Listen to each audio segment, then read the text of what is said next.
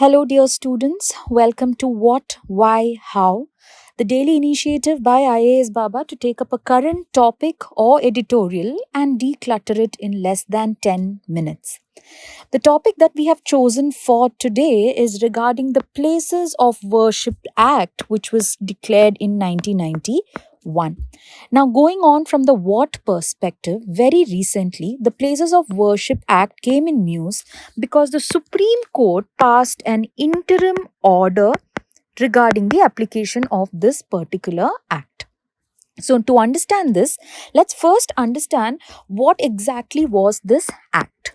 This act, which was declared in 1991, was primarily done so that any kind of religious institutions which was threatened with any kind of attack or any kind of destruction, they had to be protected, and for the larger good, we had to protect the secularism of the country also. So, this is the reason this act was put into place. Now, the primary provisions of this act was it will prohibit the conversion of any place of worship and to maintain its religious character as it existed on August 15th, 1947. That means just on the time that we had got our independence, whatever was the nature of that particular place of worship, that nature, if it was a Hindu establishment, if it was a Muslim establishment, whatever it was the nature of that establishment, it would remain the same, is what this particular act says. Along with it, it also says that it will prevent conversion of both within a religion, like any kind of conversions from one religious group to another religious group, that will also be prevented by the Places of Worship Special Provisions Act of 1991. And for the longest time, this act was put in place and it was implemented. But very recently, what started happening was a lot of establishments in India, which are currently either Muslim establishments, mosques, mosque land, etc. There were certain civil suits filed against these sites saying that no, these are not the Muslim establishments. The nature of these places of worship could be different, and there could be maybe any other kind of religious institution maybe on the site that these mosques and mosque land is built.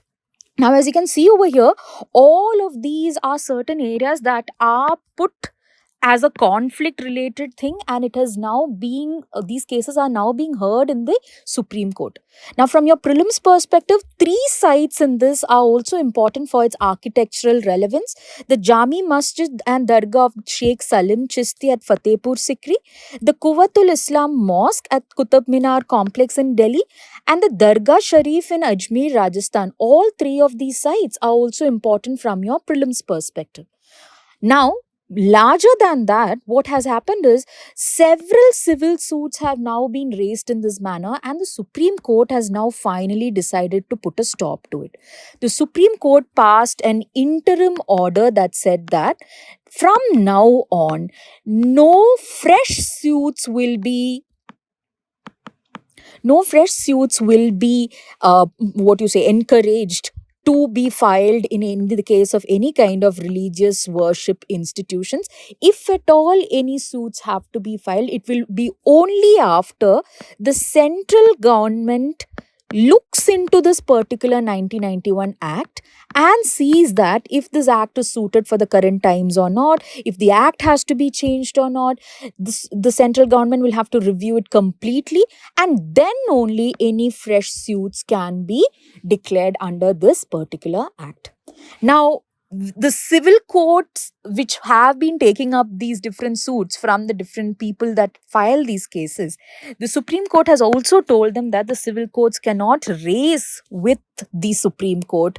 Why? Because the Supreme Court has always upheld the 1991 Act, which said that the religious nature of the institution should not be changed. So any civil court that is now trying to look into the historical relevance of a certain site or historical the denomination that it belongs to is going against the constitution in itself. Now, Supreme Court also has passed this interim order for preserving the secularity of our country. They say that the future of the country's secular character will be lost if we keep encouraging these civil suits that keep questioning the origin of these places of worship. Now, added to that, now coming to the how perspective over here, to form an opinion on this, you have to understand previously in the Ayodhya judgment, which is one of the most important judgments the Supreme Court has passed in the recent times, they had mentioned that it imposes a non-derogable obligation towards enforcing our commitment to secularism. Supreme Court has said that when it comes to any crossroads, the Supreme Court's support will be for the constitutional values of secularism, and this is what they're going to uphold. So, for any of your answers or any of your interview questions, on crossroads when issues like this do happen, understand it is the constitution that has to be upheld.